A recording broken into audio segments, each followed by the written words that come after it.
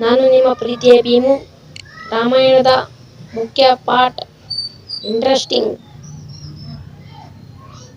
ಕಥೆಯನ್ನು ಹೇಳುತ್ತೇನೆ, ಶ್ರದ್ಧೆಯಿಂದ ಕೇಳಿ ಆನಂದಿಸಿ.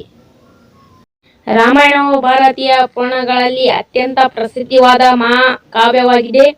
ಇದರ ಕಥೆ ರಾಮನವರ ಕಥೆ ಮತ್ತು ಅವರ ಧರ್ಮ, ಶಕ್ತಿ ಹಾಗೂ ಸಂಕಟಗಳನ್ನು ವಿವರಿಸುತ್ತದೆ. ರಾಮಾಯಣದ ಪ್ರಮುಖ ಭಾಗಗಳಲ್ಲಿ ಒಂದು ಇಂಟ್ರೆಸ್ಟಿಂಗ್ ಅವಶ್ಯಕತೆ ಇಲ್ಲವೇ ಅದು ರಾಮನ ಮತ್ತು ದಶಕಪಿ ರಾಜ ರಾವಣನ ನಡುವಿನ ಯುದ್ಧವನ್ನು ವಿವರಿಸುತ್ತದೆ. ರಾಮಾಯಣದ ಮುಖ್ಯ ಕಥಾನಕವು ರಾಮನ ಮತ್ತು ಹನುಮಾನ್ ಅವರ ಸಾಹಸಗಳನ್ನು ಒಳಗೊಂಡಿದೆ.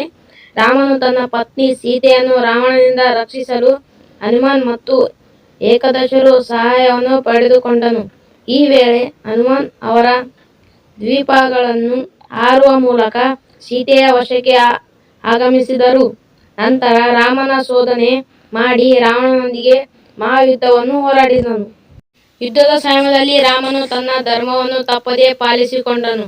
ಹನುಮಾನ್ ಅವರ ಎಷ್ಟೇ ಸಂಕಟವನ್ನು ಎದುರಿಸಿದರೂ ಅವರು ಧೈರ್ಯವನ್ನು ಕಳೆದುಕೊಂಡಿಲ್ಲ. ರಾಮನು ತನ್ನ ಕೌಶಲ್ಯ ಮತ್ತು ಧೈರ್ಯದಿಂದ ರಾವಣನನ್ನು ಸೋಲಿಸಿದನು. ಈ ಯುದ್ಧವು ಸತ್ಯ ಮತ್ತು ಧೈರ್ಯದ ಜಯವನ್ನು ಪ್ರತಿಪಾದಿಸುತ್ತದೆ. ರಾಮಾಯಣವು ನಮಗೆ ಕೌಶಲ್ಯ, ಧೈರ್ಯ, ಪ್ರಾಮಾಣಿಕತೆ ಮತ್ತು ಸತ್ಯ ಪರೀಕ್ಷೆಗಳನ್ನು ಕಲಿಸುತ್ತದೆ. ಈ ಕಾವ್ಯವು ನಮ್ಮಲ್ಲಿ ಧರ್ಮದ ಮತ್ತು ನಂಬಿಕೆಯ ತತ್ವಗಳನ್ನು ಅನುಸರಿಸಲು ಪ್ರೇರಣೆಯನ್ನು ನೀಡುತ್ತದೆ. ಧನ್ಯವಾದಗಳು.